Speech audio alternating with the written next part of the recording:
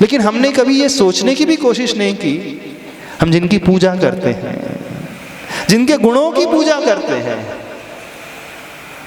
आखिर वो होता किस प्रकार का है? या तो फुर्सत नहीं मिली होगी, या किसी ने समझाया नहीं होगा, या पढ़ा नहीं होगा। पढ़ा तो होगा, वैसे स्वाध्याय तो बहुत करते हैं यहाँ के लोग, खूब सारे शास्त्र तो पढ़ते हो ना। प्रथमानियों भी खूब पढ़े होंगे, पद्म पुराण पढ़ा होगा, हरिवंश पुराण पढ़ा होगा, ये सारे पुराण पढ़े होंगे, अध्यात्म के ग्रंथ। हाँ, फील्ड पर नहीं उतरे। दादी माँ फील्ड की बातें कर रही हैं। फील्ड पर उतरने के पहले फील्ड को समझना होता है। ये भी तो हम समझें, जिस फील्ड पर उतरना है, जहां युद्ध करने जाना है, एटलीस्ट उसका ज्ञान भी तो होना चाहिए कि नहीं कि सीधे उठे सोकर के उठे चलो युद्ध मैदान में जाओ, तुमको जाना है। किसी सिविल पर्सन को भेजा जाता है, आर्मी वाले उठाने जाओ, तुमको बॉर्डर में युद्ध करने जाना है। बोले मैं जाके क्या करूंगा, मुझे कुछ पता ही नहीं। ये नहीं मालूम कि वो रिवॉल्वर, वो पिस्तौल, जो मशीन गन ऐसी पकड़ी जाती कि ऐसी पकड़ी जाती, कहाँ से चलाई जाती है। तो बॉर्डर में जाने के पहले, युद्ध लड़ने के पहले एटलीस्ट ज्ञान तो होना, जिसे आप चाह रहे हो। वंदे तद्गुण लब्धे। न तो आप आदिनाथ भगवान को चाहते हैं और कड़वा सत्य बोल दें, न ही आप उनके गुणों को चाहते हैं।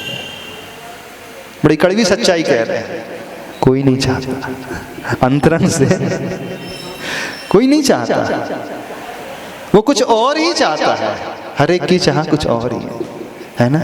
आपकी चाह में कौन बसा है? हाँ? बताओ कौन बसा आपकी चाह में? 2 ही टाइम मंदिर आ रहा है, ठीक है, मंदिर आ रहा है ये तो ठीक है, लेकिन चाह में क्या बसा है? चाह में कौन बसा है? मोक्ष, संसार। न मोक्ष का स्वरूप पता है, न संसार का स्वरूप ढंग से पता है। जहां आप रह रहे हो वो भी आपको ढंग से नहीं पता। चलो मोक्ष तो बहुत दूर की बात है, बहुत ऊपर की बात हो गई है। जिस संसार में रह रहे हो, संसार का स्वरूप ही जान लो कम से कम। जिसे आप सुख समझ रहे हो, वो सुख है भी कि नहीं, ये भी तो समझ लो पहले। यदि यह सुख है तो फिर रोज है दवाइयाँ खाना चाहिए। दवाई खाने वाला सबसे सुखी इंसान करता हूँ, और जो जितनी ज्यादा दवाई खाता है वो उतना सुखी, क्योंकि दवाई खा करके उसका दर्द दूर हो रहा है ना। हाँ, बेचने वाला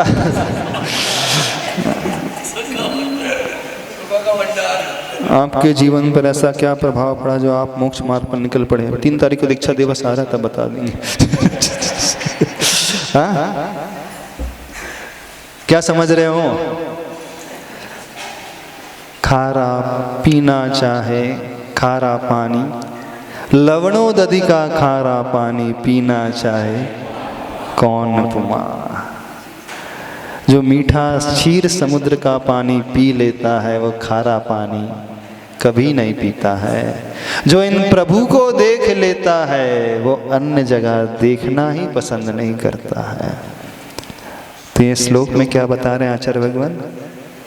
देखना सिखा रहे हैं प्रभु को, प्रभु के दर्शन करना सिखा रहे हैं। सही मायने में तो आज तक दर्शन भी नहीं किया। यहाँ पे इफेक्ट बता रहे हैं, जो देखता है ढंग से प्रभु को, दर्शन करता है, वो कैसा होता है? दृष्ट्वा भवंतम अनिमेष विलोकनीयम। किस प्रकार से? अनिमेष दृष्टि से। अनिमेष क्या कहलाता है? पलक ना झपके।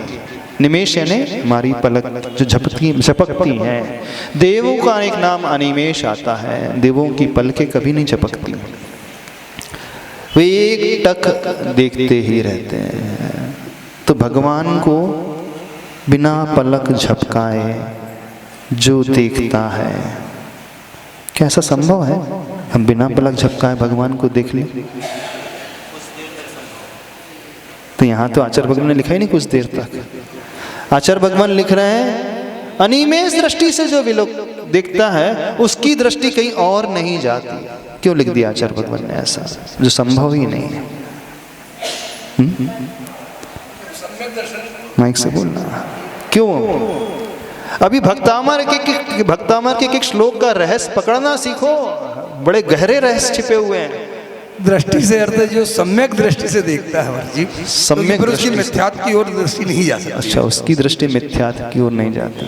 आपने निकाला, और कौन का इसका अर्थ क्या निकालता है? हाँ, वही तो हम जानना चाहते हैं। आज तक आपने क्या अर्थ निकाला है श्लोक का? क्योंकि ये श्लोक भी बड़ा गजब का श्लोक है, बड़ा अलग ही प्रकार का श्लोक है। ये भगवान के दर्शन करने से वाला, सिखाने वाला श्लोक है। भगवान की भक्ति करके, भक्ति किस प्रकार से की जाती है, ये सिखाने वाला श्लोक। हाँ, केवल ज्ञान के बाद अनंत बल आ जाता है, उससे पलक झपकने की कोई नहीं। ये तो केवल ज्ञान के बाद आ जाता है, उसकी बात नहीं है। अभी तो आचार्य भगवान कह रहे हैं, हे प्रभु, जो आपको अनिमेष दृष्टि से देखता है उसका मन कहीं और जाता ही नहीं है। न अन्यत्र तोषम उपयाति, अन्य जगह वो संतुष्ट होता ही नहीं है। वो व्यक्ति की आंखें अन्य कहीं जगह जाती ही नहीं है। जब हमारी पलकें हमेशा झपकती ही रहती हैं, तो हम कैसे बिना पलक झपकाएं देख सकते हैं? क्या संभव है? संभव तो नहीं। फिर भी आचार्य भगवान लिख रहे हैं। क्यों लिख रहे हैं? क्या रहस्य है इसका? क्योंकि भगवान के दर्शन करने से जिनेंद्र के इतना संतोष हो जाता है कि उस अन्य जगह देखने की जरूरत ही नहीं पड़ती। हाँ, अन्य तो नहीं, वो तो ठीक है, लेकिन अनिमेष दृष्टि की बात कर रहे हैं। कैसे है, कैसे संभव है कि व्यक्ति, मनुष्य अनिमेष दृष्टि से देख सके? भगवान की इतनी सौम्य दृष्टि रहती है, ऐसा लगता है देखते ही रहो, पलक सौम्य दृष्टि, देखते ही रहो। अच्छा, बहुत अच्छा। और हाँ, माइक से बोलो थोड़ा। जब हम भगवान के दर्शन करते हैं तो हृदय में विराजमान हो जाते हैं। हृदय में विराजमान हो जाते हैं। और भी कोई बताएगा? हाँ हाँ। और क्या क्या आप लोग कैसे, जो पीछे बैठे हैं वो क्या समझे? भगवान को कैसे देखा करें, कैसे दर्शन करते हैं? नहीं समझ में आ रहा? महिलावर, हाँ, आप लोग कैसे दर्शन करते हैं भगवान के? पलक झपका कर कि बिना पलक झपकाए? हाँ, दिखने समझो। अब हम बताते हैं तरीका। ऐसा भाव, ऐसा शब्द आचार्य भगवान ने क्यों चुना? ऐसे शब्दों की रचना क्यों की आचार्य भगवान ने? इसके पीछे एक रहस्य है। जब किसी से बहुत ज्यादा आत्मीयता हो जाती है ना, तो उसकी आंखें खुली की खुली रह जाती है, एकटक देखते ही रहता है। वो नजरों से ओझल ही नहीं होना चाहता, अपनी नजरों से उसे ओझल ही नहीं करना चाहता। ऐसा लगता है कि बस देखते ही रहूं तुम्हें, हाँ? बस तुम्हें देखते ही रहूं। होता है, संसार में होता है कि नहीं? कि आप किसी को देखते ही रहते हैं। कुछ लोग देखते ही रहते हैं, मोबाइल में किसी को देखते ही रहते हैं। हाँ, कुछ लोग मोबाइल में किसी को देखते ही रहते, अकेले बैठे बैठे घंटों निहारते रहते। निहारते रहते कि नहीं? किसी की फोटो को ही देखते रहते होंगे, किसी के चेहरे को ही देखते रहते होंगे, नहीं रहते? अच्छा, एक सेकंड के लिए, एक मिनट के लिए देखना और घंटे भर तक उसे देखते रहना, दोनों देखने में क्या अंतर है? तो एक घंटे तक दिखेंगे तो कुछ 60 गुना ज्यादा रूप अलग से नजर आए। क्या नजर आएगा? कुछ एक्स्ट्रा क्या नजर आएगा ज्यादा देर तक देखने में? चलो बताओ। हाँ, जब आप किसी को बहुत देर तक देखते रहते हो तो ज्यादा देर तक देखने में कुछ एक्स्ट्रा नजर आता है। यदि किसी को 1 मिनट देखा जाए तो इतना दिखेगा, और 60 मिनट लगातार देखा जाए तो क्या 60 गुना वो बड़ा होकर के दिखेगा क्या? वो तो नहीं ना। उसका साइज बढ़ेगा, ना आकार बढ़ेगा, ना प्रकार बढ़ेगा, ना कलर बढ़ेगा, कुछ भी तो चेंजेस नहीं आएंगे उसमें। फिर भी क्या होता है कि वो देखना ही बंद नहीं करता उसे। क्यों? हाँ, तृप्ति ही नहीं होती है, अंदर से तृप्ति ही नहीं होती है। उसको छोड़ करके जाने की, उससे आंख फेरने की भावना ही नहीं होती है। क्यों ऐसा होता है? अब कारण को पकड़ना, तब आपको दर्शन करना आ जाएगा बहुत अच्छे से। क्यों आपकी किसी से तृप्ति ही नहीं होती है? अब पहुंच जाओगे आप कारण तक। कितने लोगों के जीवन में ऐसे व्यक्ति हैं जिसे वो हमेशा देखते ही रहना चाहते हैं? हाँ, कोई ना कोई तो होगा।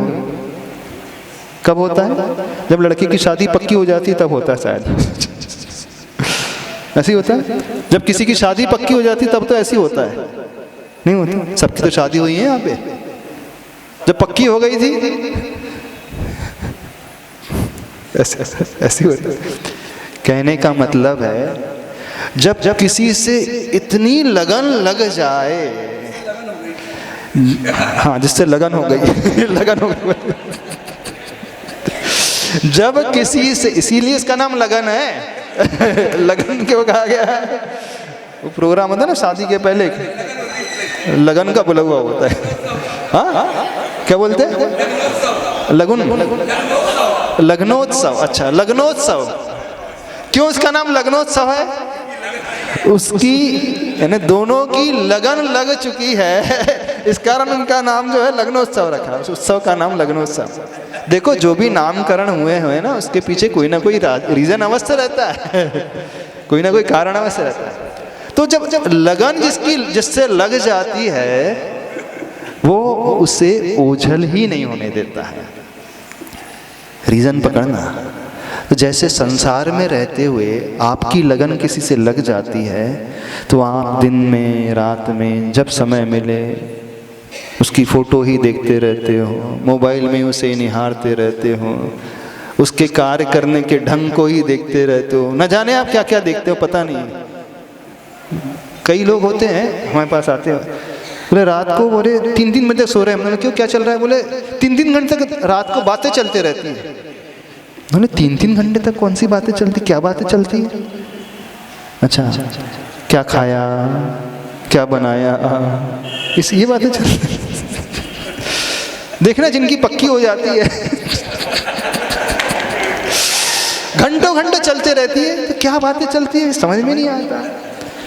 लेट नाइट तक बातें ही चलती रहती है। बोले ऐसे ही होता है कि नहीं? अरे सब पता है। अच्छा, उस समय मोबाइल नहीं था। वो बोले बब्बा लोग बोल रहे उस समय तो मोबाइल ना होता, वो तो हम मिस कर गए। बोले चूक गए, मौका चूक गए।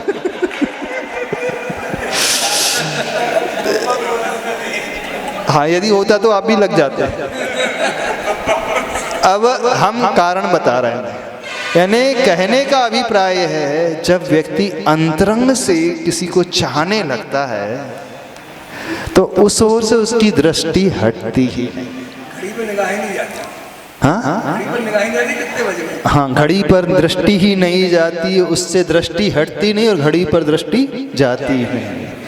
तो आचार्य भगवान यहाँ पर यह कहने जा रहे हैं, ये इस कारण लिखा तो यह है कि आपको अनिमेष दृष्टि से जो देखता है वो अन्यत्र कहीं संतुष्ट नहीं होता है।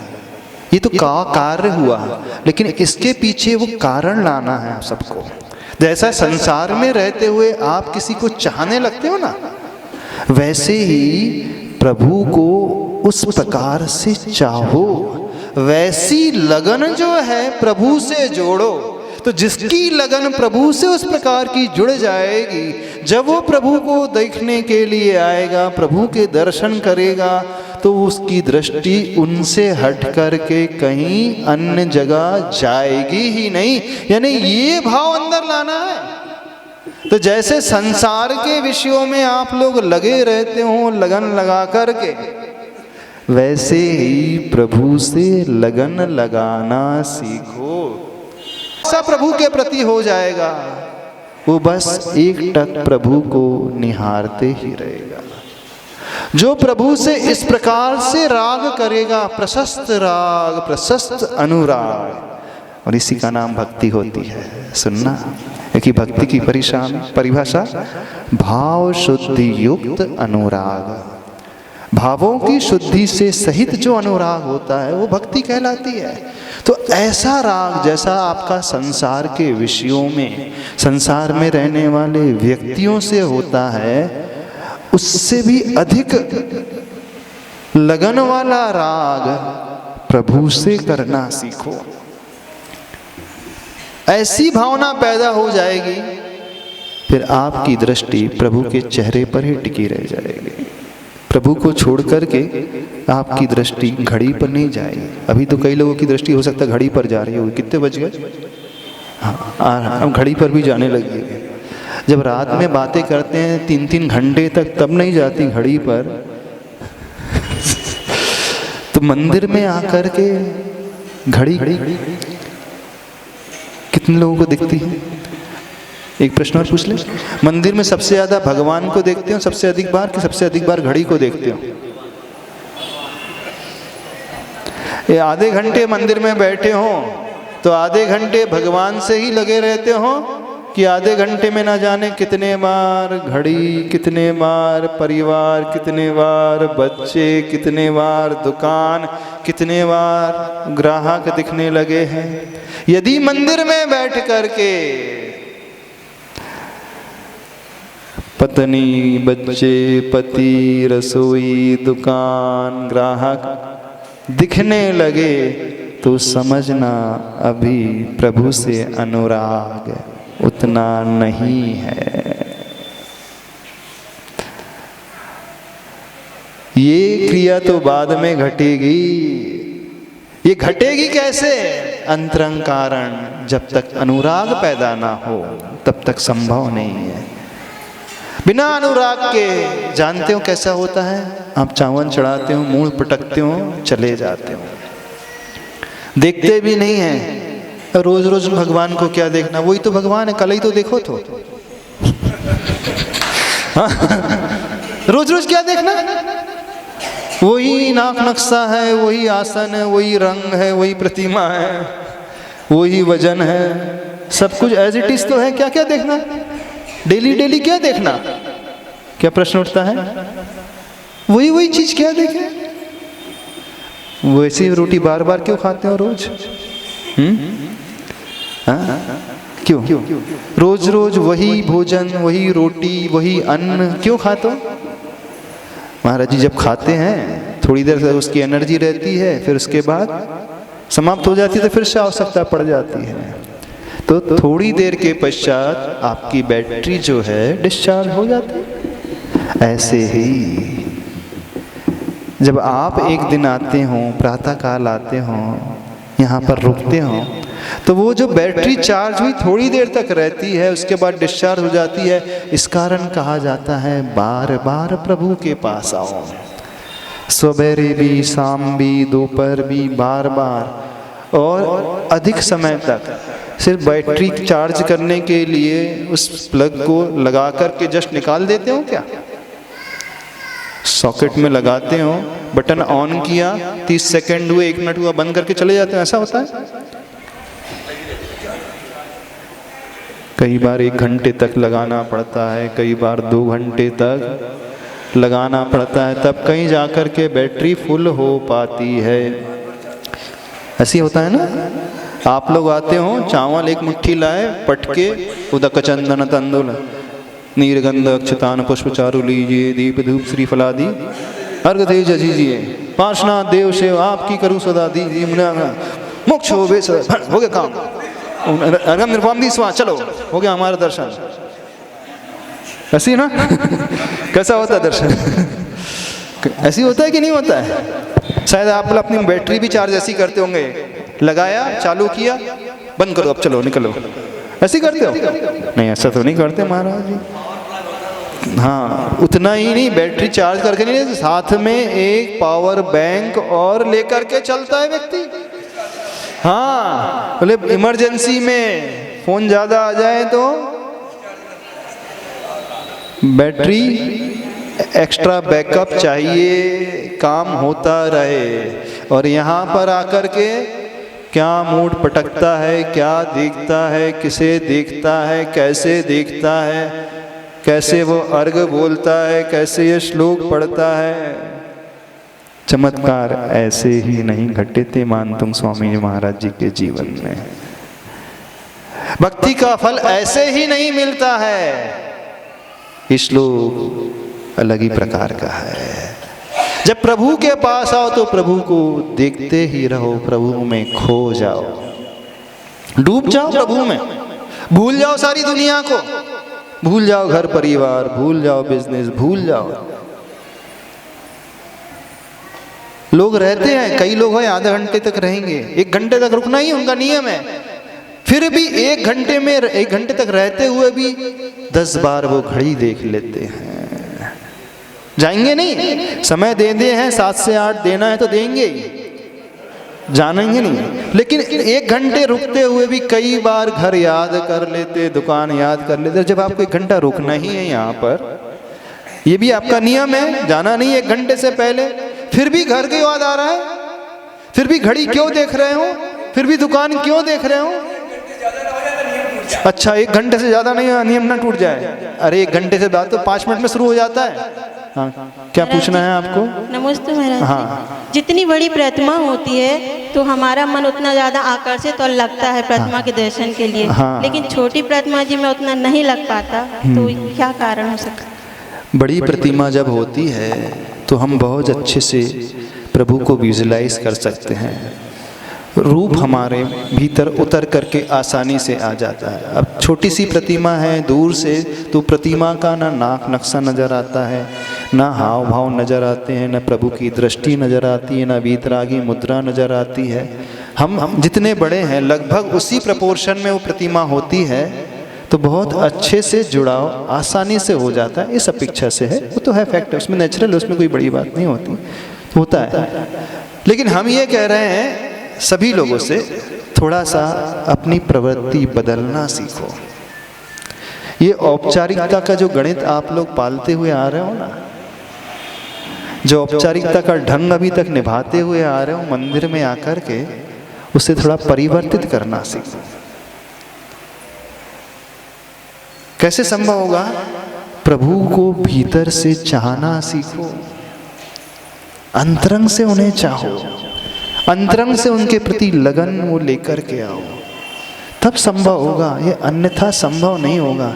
यानी आप सारी मेहनत कर भी रहे हैं, पुरुषार्थ चालू है आपका, पूरा चालू है, बराबर चालू है, लेकिन इतना पुरुषार्थ करने के पश्चात भी 90% आपका पुरुषार्थ, बल्कि 99% जो पुरुषार्थ वो व्यर्थ चला जाता है। थोड़ा सा उसका उपयोग हो पाता है। जब इतना पुरुषार्थ चल रहा है ही, तो क्यों नहीं इस लगन को अपने भीतर पैदा करते हो? मंदिर में बैठ कर के प्रभु के सामने आपको क्या क्या याद आता है? हाँ? कौन कौन याद आता है? क्यों याद आता है? कारण क्यों याद आता है? वो घर, मकान, दुकान, इंटरेस्ट की बात है, रुचि है, वहां रुचि है आपकी बहुत ज्यादा। प्रभु के पास रुचि नहीं है आपके लिए। प्रभु के चरणों में जाते हो ना, प्रभु को देख करके वो रुचि का भाव ही नहीं है अभी आप मन में, तो कल्याण मात्र इस श्लोक को, स्तोत्र को पढ़ने से कभी नहीं होगा। कल्याण जो होगा उस इंटरेस्ट को डेवलप करने से होगा, उस लगन, उस रुचि को पैदा करने से होगा। और रुचि यदि पैदा हो गई तो ऑटोमेटिकली आपकी आंख फटी की फटी रह जाएगी, खुली की खुली रह जाएगी, स्वतः ही आपकी दृष्टि कहीं जाएगी ही नहीं, कहीं नहीं जाएगी। भीड़ में भी हजारों लोग हैं। जब आप किसी को रिसीव करने जाते हैं रेलवे स्टेशन, 10 साल बाद जब आपका बेटा लौट करके आ रहा, बेटी लौट करके आती है विदेश से, कहीं से, हजारों की संख्या की भीड़ है वहां पर, फिर भी आपकी दृष्टि अन्य लोगों में क्यों नहीं जाती? बस जैसी दिखा वो बेटा सामने आ रहा है, सारी भीड़ गौण, लोग चिल्ला रहे हैं, आवाज भी नहीं आएगी उनकी चिल्लाने की। वो चाय बेच रहा है उसकी भी आवाज नहीं आएगी, वो फल बेच रहा है उसकी भी आवाज नहीं आएगी, पेपर वाला उसकी भी आवाज नहीं आएगी। लोग आपके निकट से निकल रहे हैं, जा रहे हैं, आ रहे हैं, कहीं भाव ही नहीं लगेंगे आपको। सिर्फ कहाँ, बेटा वो देखो आ रहा है, इतने साल बाद आ रहा है। क्यों ऐसा होता है? भीड़ में रहते हुए भी आपको अपना ही बेटा नजर आता है, आपका मन डिस्ट्रैक्ट नहीं होता है, और मंदिर में आकर इतने ज्यादा डिस्ट्रैक्शन हो जाता है, मंदिर में आकर इधर उधर मन भटकने लगता है। क्यों? रुचि नहीं है, इंटरेस्ट नहीं है। तो जैसा इंटरेस्ट आपका अपने पति के प्रति रहता है, बेटे के प्रति रहता है, पत्नी के प्रति रहता है, किसी मित्र के प्रति रहता है, अथवा अपनी दुकान के प्रति रहता है, उसकी तुलना में प्रभु से इंटरेस्ट कितना है, प्रभु से लगन कितनी है, उसकी तुलना में कितने % होगी? क्योंकि सबकी कहीं ना कहीं रुचि है। किसी की व्यक्ति में रुचि है, किसी की पैसे में है, किसी की दुकान में है, किसी के कार्य में है, किसी की जॉब में है, किसी की भोजन में है, इनकी रसोई में रुचि होगी महिलाओं की, आपकी भी रुचि कहीं ना कहीं है, सबकी रुचि कहीं ना कहीं रहती है। ऐसा कोई भी व्यक्ति नहीं होगा जिसकी रुचि कहीं ना हो। तो जहां आपकी सबसे अधिक रुचि है, उसकी तुलना में आदिनाथ भगवान से रुचि कितनी है? बताओ कितने %? 50%, 20%, 10%, 1%, कितनी? समझ में आ रही है हमारी बात? नहीं समझ में आ रही? कहाँ हमारी सबसे बड़ी कमी रह रही है, कहाँ हमारी सबसे बड़ी गलती रह रही है? मंदिर में आकर के भी, पूजन करके भी क्यों हमें फल नहीं मिल रहा? अभी तक हमने रुचि जगाई ही नहीं है प्रभु से। तो सभी से कह रहे हैं, जिन लोगों ने नियम ले लिए हैं भक्तामर पढ़ने का, अभिषेक पूजन का, माला फेरने का, जाप देने का, मंदिर में आने का, आ रहे हैं बहुत अच्छी बात है, पढ़ रहे हैं बहुत अच्छी बात है, जाप कर रहे हैं बहुत अच्छी बात है, लेकिन ये भी तो खोजो हम रुचि से कर रहे हैं कि ऐसे ऐसे ही कर रहे हैं? बताना कैसे कर रहे हैं? रिजल्ट यही निकल करके आएगा, अभी रुचि में बहुत कमी है, इंटरेस्ट में बहुत कमी है। तो हम कारण को पकड़ना सीखें, फल तब मिलेगा, अन्यथा नहीं मिलेगा। तो कारण एकमात्र यही है, लगन लगाओ प्रभु से, प्रभु को चाहो, बिल्कुल ऐसा चाहो। क्यों यहाँ पे अनिमेष दृष्टि लिखी है? इसलिए भी लिखी है कि जब पलक झपकती है ना, तो उतनी देर के लिए प्रभु ओझल हो जाते हैं। तो आचार्य भगवान को यह भी पसंद नहीं कि प्रभु उतनी देर के लिए भी मुझसे ओझल हो जाए। सेकंड के लिए भी, सेकंड का एक पार्ट, एक हिस्सा है, पाव सेकंड भी प्रभु मुझसे ओझल ना हो। उन्हें पीड़ा हो रही है, इतनी देर के लिए भी प्रभु क्यों ओझल हो रहे हैं? देवता लोग इस कारण जो है अनिमेष दृष्टि से देखते हैं। सौधर्म जब भगवान की दर्शन करता है, भगवान की भक्ति करता है, बिल्कुल ऐसे ही करता है, 1000 नेत्र बना लेता है। तृप्ति नहीं होती उसकी 2 आंखों से, बोले 1000 नेत्र बना लूंगा मैं। तृप्ति नहीं होती यदि मेरी पलक झपके, तो इस कारण अब पलक देखूंगा। कभी आपके साथ हुआ ऐसा? तृप्ति ही नहीं हो रही है, दृष्टि ही नहीं हट रही प्रभु से। मंदिर से जब दूर जा रहे हैं तो बड़ा दुख हो रहा है, प्रभु आपको छोड़ करके जा रहा हूँ, कैसा है मेरा भाग्य। अब उसी दुकान में जाना पड़ेगा, उसी मकान में, लगता है कभी उसी कारागृह में जाना पड़ेगा। यहाँ कितनी आज़ादी थी, कितना अपनापन था, कितना अंतरंग का भाव था। अब वहीं जाकर के आप कर पढ़ते हो ना, घर कारागृह वनिता बेड़ी परिजन है रखवाला, ऐसा प्रतीत होता है। घर जेल जैसा लगता है। कितने लोगों को घर जेल जैसा लगता है? पत्नी जो है बेड़ी की भांति लगती है। हाँ, पति आपको हथकड़ी के बारे में लगता है, बेड़ी की बारे में, बेड़ी की भांति नहीं लगती, ब्रेसलेट की भांति लगती होगी सबको, है ना? बेड़ी से तो बंधन होता है, ब्रासलेट से तो सुंदरता बढ़ जाती है। तो आपको पत्नी कैसी लगती है? ब्रासलेट की भांति, ऐसी है ना? नहीं है? बिल्कुल सही कह रहे हैं। हाँ, इससे हमारी सुंदरता बढ़ रही है, इससे हमारा जीवन सुंदर बन रहा है। किसी को घर जो है जेल जैसा नहीं लगता है। घर तो अब मंदिर में बैठे हैं, अब याद आ रहा होगा, अब घर में गरम गरम भजिए मिलेंगे, गरम गरम पराठे मिलने वाले हैं। अब जल्दी चलो, घर जाना है, नाश्ता करना है। ये याद। कारागृह की उपमा क्यों दी है? क्योंकि कारागृह कोई जाना नहीं चाहता, जेल कोई जाना नहीं चाहता, इस कारण उसे कहा है। और आप जेल से आना नहीं चाहते। अच्छा, घर जाकर के अच्छा लगता है कि बुरा सा लगता है? सही से बताना। जब यहाँ से घर पहुँचते हो अच्छा लगता है? बताओ कैसा लगता है? अच्छा, सबको अच्छा लगता है। देखो, अब मेरा जो कर्तव्य था, मेरी ड्यूटी थी, मेरा नियम था, 1 घंटे का पूरा हो गया। हाँ, 1 घंटा हो गया, बंद करो भाई। हाँ, बहुत हो गया, अब चलो अब घर चलते हैं। सुनना, अपना नियम पूरा करने के पश्चात ऐसा तो नहीं लगता बोझ उतर गया? 1 घंटे का हो गया पूरा, अब बहुत हो गया, थक गया हूँ मैं, चलो अब 1 घंटे हो गया, बहुत मंदिर हो गई, बहुत सारी जाप हो गई, बहुत सारी पूजा हो गई, अब ओवर हो रहा है, अब चलो। कई लोगों को ये भाव आते हैं, बहुत हो गया, ये लगने लगे बहुत हो गया। इसका मतलब है रुचि नहीं, रुचि नहीं है, रुचि का अभाव है। घर में रहते रहते तो ये भाव नहीं आता ना, बहुत हुआ घर रहते रहते। कितने लोगों को बहुत भाव आता, अरे 50 साल हो गए रहते रहते, अब बहुत हुआ, अब छोड़ो छाड़ो। कितने लोगों को ऐसा भाव आता है?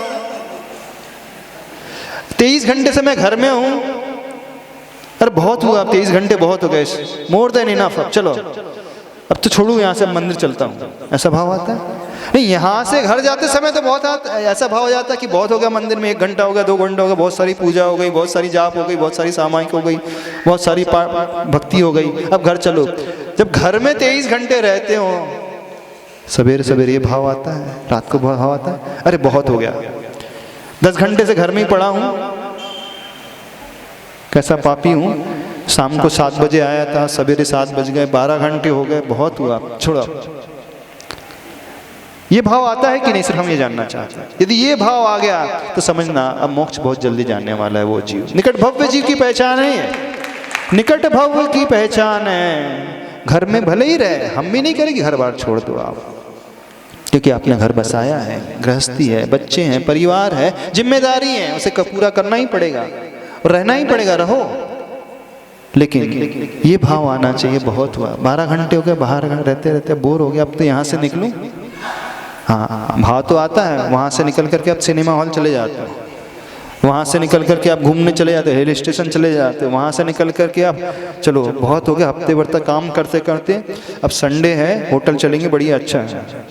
ये तो करते हैं सभी लोग, थक तो जाते हो, और थक करके कहाँ जाते हो? संडे है, इवनिंग में आउटिंग में कहाँ जाएंगे? अच्छी होटल चलेंगे, फर्स्ट क्लास, अच्छा टूरिस्ट प्लेस चलेंगे, अच्छी मूवी जाएंगे, आज मार्केट करने जाएंगे, आज इधर जाएंगे। थकने के बाद अब ये तो करते हो, लेकिन कभी ये भी भाव आता है, बहुत हो गया, अब तो मंदिर चलना है। समझना, अपनी प्रवृत्ति समझना, अपने आप को चेक करते चले जाना। हम नहीं कह रहे घर बार छोड़ दो, लेकिन घर में रहते हुए ये सोच तो लाना सीखो, और ये सोच तब आएगी जब आपकी लगन प्रभु से लगी होगी, अन्यथा यह सोच नहीं आएगी। आपको वो होटल याद आती है, रेस्टोरेंट आती है याद, इसका मतलब है कि आपकी लगन उस फास्ट फूड में लगी है, पिज़्ज़ा में लगी है, मंचूरियन में लगी है, चाइनीज़ फूड में लगी है, इधर उधर के फूड में लगी है, तभी तो आप इंतज़ार करते हैं। बहुत सारे लोग इंतज़ार करते हैं, जैसे वेडनेसडे आता है, अब गुरुवार शुक्रवार 2 ही दिन बच्चे हैं, फिर उसके बाद तो संडे को पार्टी में जाना है। 2 दिन पहले से इंतजार करते हैं, जितने बच्चे पूछ लेना, इंतजार करते हैं, गुरुवार आ गया, अब बस 2 दिन वो गिनते हैं, अब गुरुवार आ गया, अब कल शुक्रवार, फिर शनिवार, फिर शाम को चलना ही है। कभी ऐसा इंतजार प्रभु के लिए होता? नहीं होता, नहीं होता। किसी का नहीं। कितनों का ऐसा इंतजार होता है जैसा 2 दिन पहले से पार्टी का इंतजार करते हो, होटल का इंतजार करते हो, घूमने का इंतजार करते हो। क्या ये भी इंतजार करते हो कि पर्युषण पर्व आने वाले हैं? ये भी इंतजार करते हो अब शांति धारा करने जाना है? ये भी इंतजार करते हो अब दीक्षा दिवस आने वाला है? ये भी इंतजार करते हो अब कुट सप्तमी आने वाली है? ये भी इंतजार करते हो कि अब मुझे व्रत करना है, अब 2 दिन बाकी है, अब इसके बाद मेरे व्रत शुरू हो जाएंगे, मुझे बहुत अच्छा लग रहा है। अरे व्रत आ गए, अब तो 10 दिन तो सब बाहर का छूट ही जाएगा। 10 दिन के लिए तो हरी गई, पर्युषण पर्व आ गया, अब 10 दिन के लिए तो हरी गई। इस कारण वो धासन चौथ मनाने पहुंच जाता है। ले जितना खाना है अच्छे से खा लो, जितना पीना अच्छे से पी लो, फिर 10 दिन मिलने वाला नहीं। ये होता है कि मेंटलिटी यही है ना, यानी उसका इंतजार जो रहता है संसार के कार्यों के लिए रहता है, प्रभु के लिए नहीं रहता है। जब हमारा इंतजार प्रभु के लिए होने लगे, ये श्लोक पढ़ोगे ना, सिद्ध हो जाएगा, आपको सिद्ध हो जाएगा, ये श्लोक प्राप्त हो जाएगा, जो आप चाहते मिल जाएगा, भक्ति का फल मिल जाएगा। भक्ति का फल श्लोक पढ़ने से नहीं मिलता है, भक्ति का फल उस भाव को लाने से, उस प्रवृत्ति को लाने से मिलता है। बेटा जो परीक्षा में परीक्षार्थी होता है, पेपर तो 3 ही घंटे का होता है, फाइनल एग्जाम जो होती है 3 ही घंटे की होती है, लेकिन 3 घंटे की एग्जाम देने के बाद जब वो टॉप करता है तो उसकी मेहनत 3 घंटे की रहती है। यूनिवर्सिटी जो टॉपर करता है, टॉपर होता है, मात्र 3 घंटे उसने पेपर लिखा, तो मेहनत 3 घंटे की थी नहीं थी ना? मेहनत तो वर्ष भर की थी, साल भर की थी। 3 घंटे तो वो प्रक्रिया है ऊपर उठने की। मंदिर में आ रहे हो ना, 1 घंटा बिता रहे हो, 1 घंटे का मंदिर नहीं होता है। 24 घंटे की जब वो प्रक्रिया से गुजरता है, प्रभु के लगन की वाली प्रवृत्ति, उस प्रक्रिया से गुजरता है। वो बच्चा जैसे प्रक्रिया से गुजरता है कि साल भर उसे कोचिंग जाना है, साल भर मेहनत करना है, साल भर पढ़ाई करना है, तो साल भर की मेहनत का परिणाम 3 घंटे के पेपर के पश्चात निकलता है। तो इस प्रक्रिया से हमें भी गुजरना होगा धर्म के क्षेत्र में, मात्र यहाँ पर 1 घंटे के लिए नहीं, भक्तामर पढ़ रहे तब तक के लिए नहीं, बाकी सारा कार्य तो दिन भर का होता है उस प्रक्रिया से अपने आप को रूबरू करने के लिए। जब व्यक्ति दिन भर इस प्रकार का गुजारेगा, फिर वो भक्तामर पढ़ेगा, उसके भक्तामर में अतिशय आ जाएगा। हम सभी समझते हैं हमें भक्तामर पढ़ने से अतिशय कैसे मिलेगा, तो हम पढ़ लेंगे तो मिल जाएगा। पढ़ने से कुछ नहीं होता है। यदि कोई बच्चा सोच ले 3 घंटे की बात है, 3 घंटे में हॉल में चले जाऊंगा, एग्जाम हॉल में पेपर दे के आ जाऊंगा, कुछ नहीं होगा। साल भर पर किया नहीं तो कहाँ से होगा पास?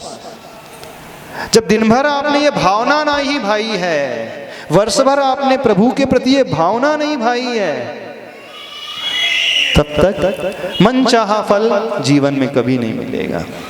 यदि हम चाहते हैं मन चाहा फल, तो इस प्रक्रिया को समझने की कोशिश कर रहे हैं।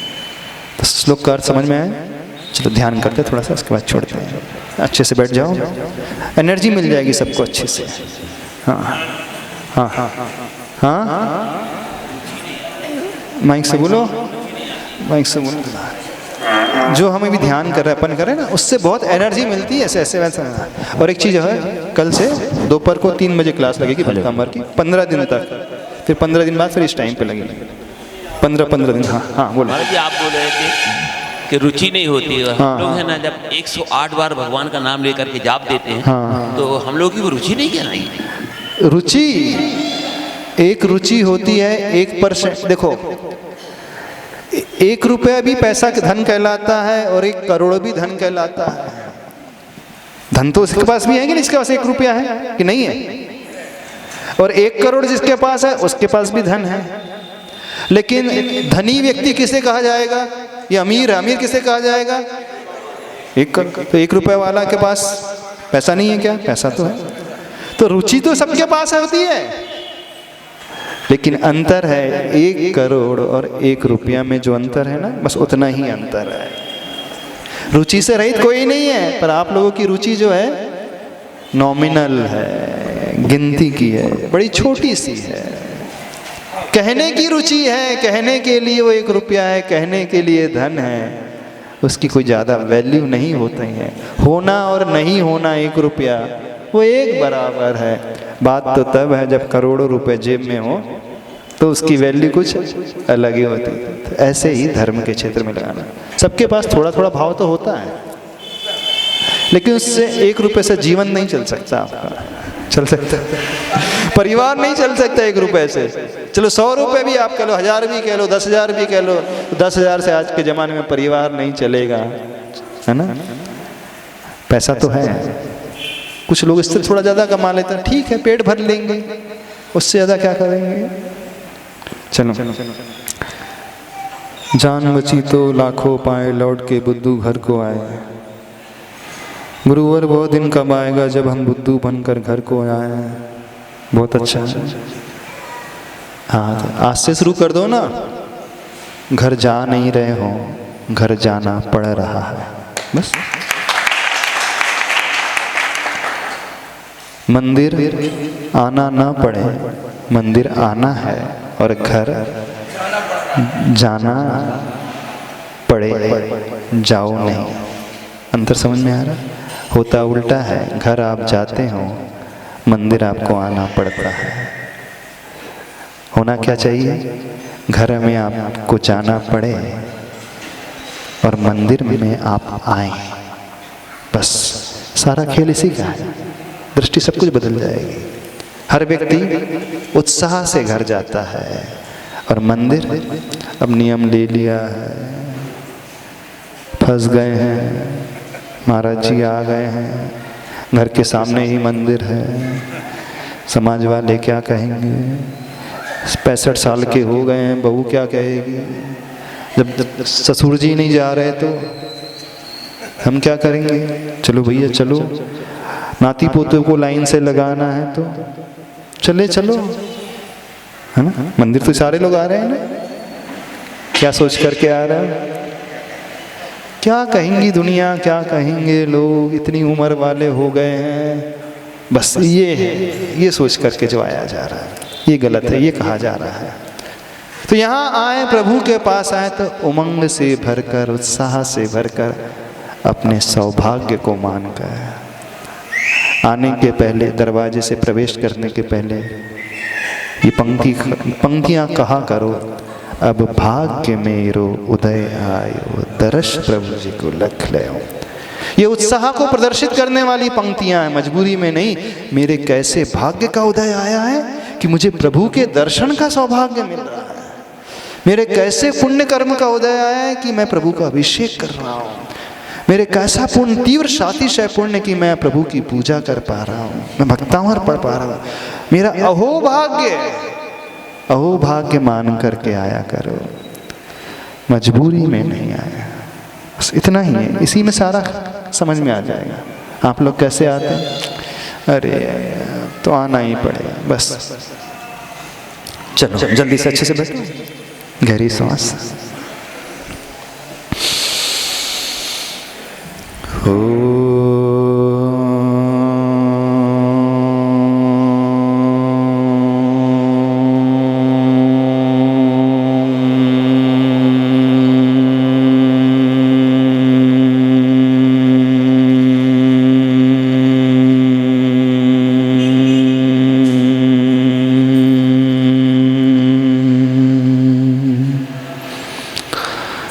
अपने मानस पटल पर प्रभु की छवि लाएं, उनकी प्रशांत मुद्रा, सौम्य मुद्रा, नासा के ऊपर दृष्टि, चेहरे पर प्रसन्नता। इस रूप को अंतरंग से निहारने की कोशिश करें।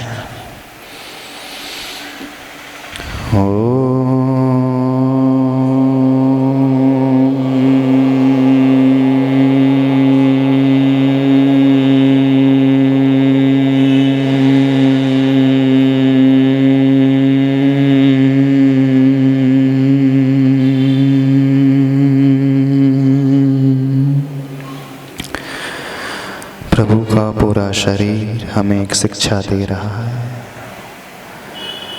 प्रभु के दोनों हाथ, उनका आसन हमें कुछ सिखा रहा है,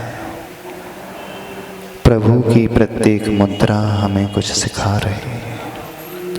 आज तक मैंने संसार को चाहा है, परिवार को चाहा है, बच्चों को चाहा है, पति पत्नी को चाहा है। मैं अपनी लगन इन प्रभु के चरणों से जोड़ता हूँ, इनकी वीतरागी छवि से जोड़ता हूँ। ओम ह्रीं श्री आदिनाथाय नमः।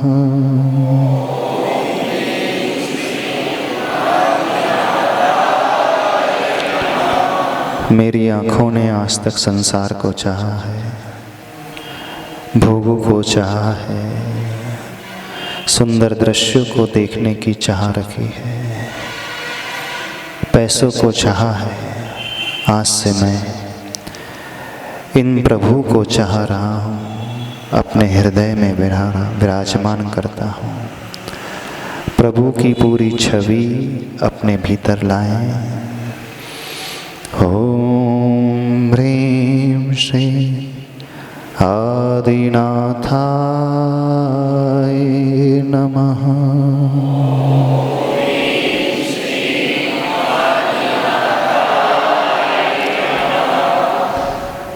प्रभु ने समस्त दुनिया के प्राणियों को चाहा है, उनके कल्याण की भावना भाई है।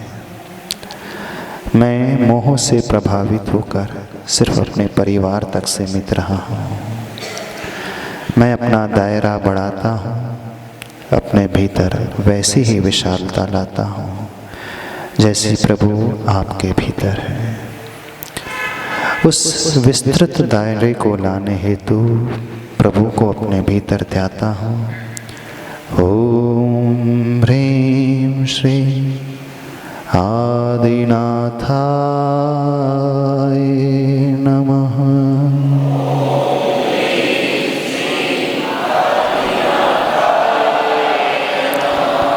प्रभु ने पूर्ण अहिंसा को अपने जीवन में अपनाया था। समस्त जीवों को अपने जैसी आत्मा जैसी माना था। बिल्कुल वैसे ही करुणा और अहिंसा का भाव अपने भीतर मैं लाता हूँ।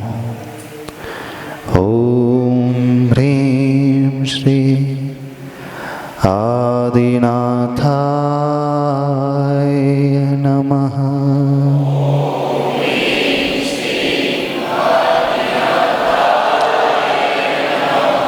पूर्व में प्रभु ने कभी कठोर वचनों का प्रयोग नहीं किया, हमेशा सत्य वचन का आलम्बन लिया।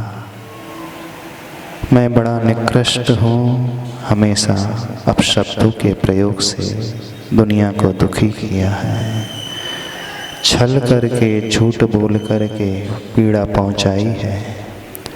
अपने झूठ छल को त्याग कर उन्हें जैसा सत्य पाने हेतु ओम ह्रीं श्री आदिनाथाय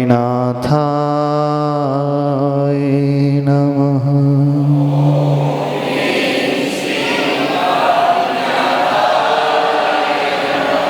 दृष्टि प्रभु की मुख मुद्रा पर लाएं।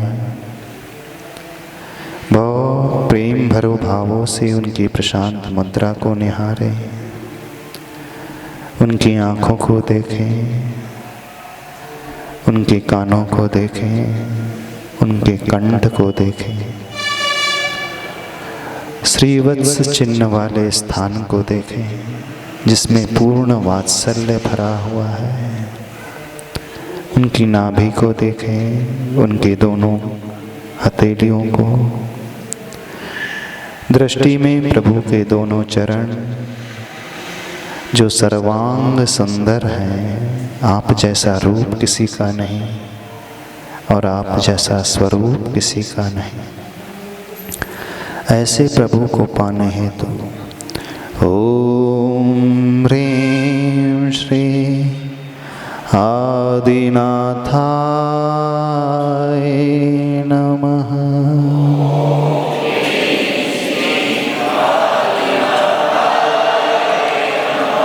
ओम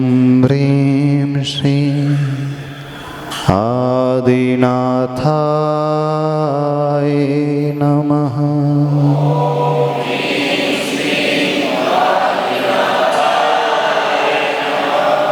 दृष्टि अपनी आँखों की ओर लाएं। आज तक इन आँखों से न जाने मैंने कितने पाप किए हैं,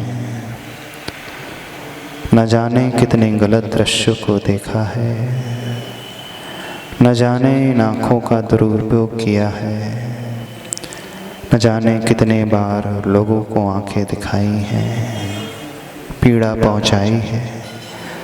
प्रभु आपकी आंखें सौम्य आंखें, अपने तक ही सीमित, अपनी आत्मा को चाहने वाली, आप जैसी दृष्टि अपनी बनाने हेतु ओम ह्रीं श्री आदिनाथाय नमः।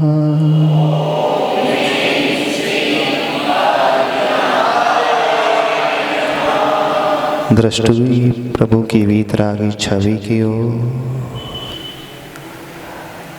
जिनके भीतर आत्मा में कोई द्वेष का भाव नहीं, कोई राग का भाव नहीं, अपनी ही आत्मा के ज्ञान गुण में जो लीन है, दर्शन गुण में लीन है, स्वाश्रित आत्मा का सुख जो भोग रहे हैं, उसी सुख को पाने हेतु आज तक मैंने वस्तु में सुख माना है, व्यक्ति में सुख माना है। इस धारणा को तोड़कर आत्माश्रित सुख को पाने हेतु ओम ह्रीं श्री आदिनाथाय नमः।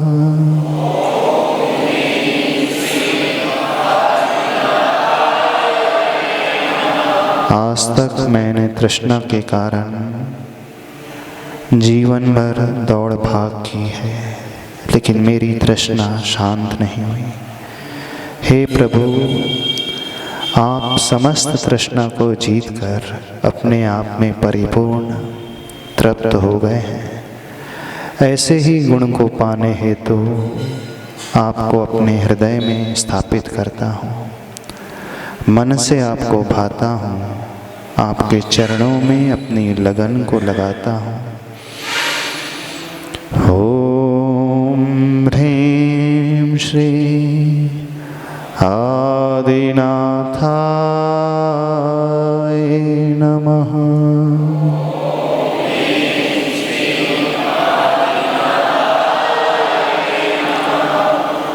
प्रभु, आप पूर्ण ब्रह्मचर्य से सहित होकर के आत्मा में ही रमण करने वाले हैं। मैंने आज तक पर में रमण किया है, उस दुर्भावना को छोड़ कर के अपनी ही आत्मा को, आप जैसी आत्मा को मैं चाह रहा हूँ। ओम ह्रीं श्री आदिनाथाय नमः।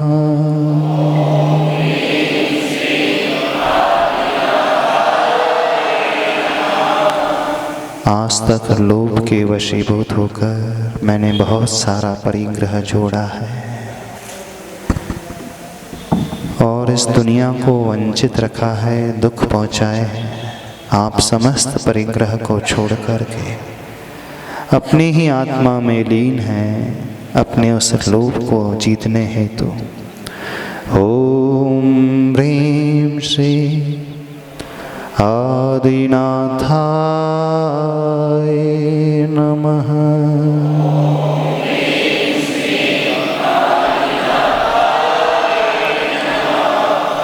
प्रभु को बहुत अच्छे भावों से देखें, अपनी आँखों को तृप्त करें, अपने हृदय को तृप्त करें, अपने मन को तृप्त करें, अपनी आत्मा को तृप्त करें। आज मेरा जीवन धन्य हुआ, आज मेरी आँखें धन्य हुई, आज मेरे चरण धन्य हुए जो आपके निकट आए हैं। आज इन आँखों से मैंने आपको देखा है, दर्शन किया है, मेरी आँखें पवित्र हो गई। आज मेरी ये मानव पर्याय पवित्र हो गई आपको पाकर। धन्य भाग्य है आज मेरा जो आपको मैंने पाया है। ओम ह्रीं श्री आदिनाथाय नमः।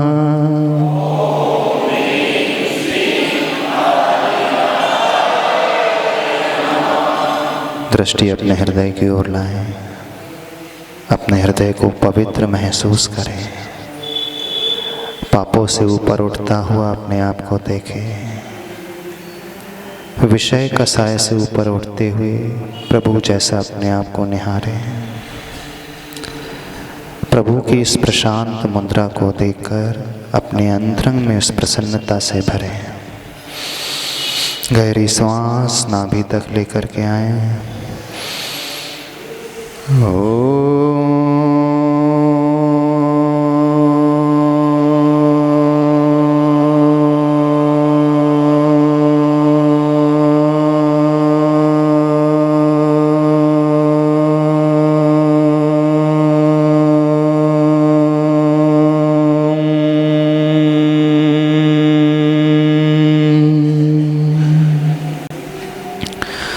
दोनों हाथ जोड़े, हृदय के निकट लाएं, एक मंगल भावना से अपने आप को भरें। कुछ हो या ना हो, कुछ हो मेरा मन दुर्बल ना हो।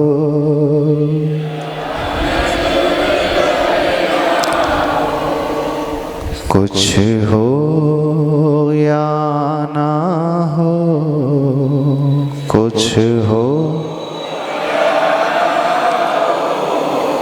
मेरे मन में वैर ना हो।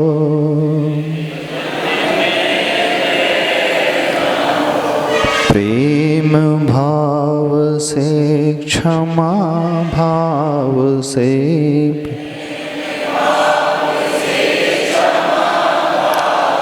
समता में मेरा स्वभाव हो।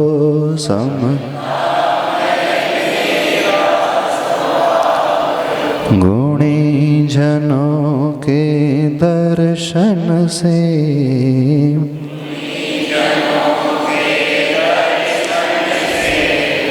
प्रभु जनों के दर्शन से,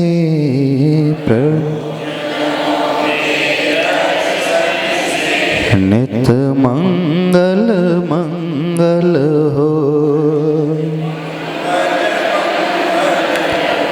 कुछ हो या ना हो, कुछ हो मेरे मन में छल ना हो। कुछ हो या ना हो, कुछ हो मेरा मन दुर्बल ना हो। जो भी मिला है मुझको जग में, जो भी मिला निर्मल निर्मल लगा है मन में, निर्मल काम रहित जो, क्रोध रहित जो, काम रहित ऐसे प्रभु की भक्ति नित हो। ऐसे काम रहित जो, क्रोध रहित जो, काम रहित ऐसे गुरु की भक्ति नित हो। ऐसे कुछ हो या ना हो, कुछ हो मन गुरु निंदक ना हो, मेरा मन दुर्बल ना हो। जो भी मिला है मुझको जग में, जो भी मिला निर्मल निर्मल लगा है मन में, निर्मल। कुछ हो या ना हो, कुछ हो, मेरे मन में क्रोध ना हो, मेरे मन में पाप ना हो, मेरे मन में द्वेष ना हो, मेरे मन में काम ना हो, मेरे मन में छल ना हो, मेरे मन में लोभ ना हो, मेरा मन दुर्बल ना हो, मेरा मन दुर्बल ना हो। ओम अरहं परम शांति, ओम अरहं परम शांति, परम शांति। बोले देवादिदेव श्री आदिनाथ भगवान की। आचार्य प्रवर से मानतम स्वामी महाराज। ठीक है।